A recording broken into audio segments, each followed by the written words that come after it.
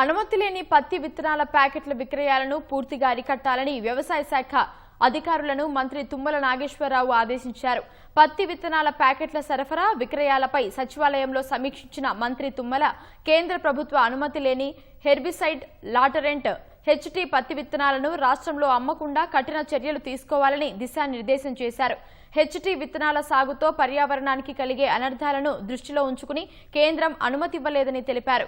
అయినా కొందరు దళారులు తమ ప్రయోజనాల కోసం రైతులకు హెచ్టీతో పాటు కల్తీ విత్తనాలు మహారాష్ట్ర, గుజరాత్ నుంచి తీసుకొచ్చి సరిహద్దు ప్రాంతాల్లో అమ్ముతున్నట్టు గుర్తించినట్లు తెలిపారు.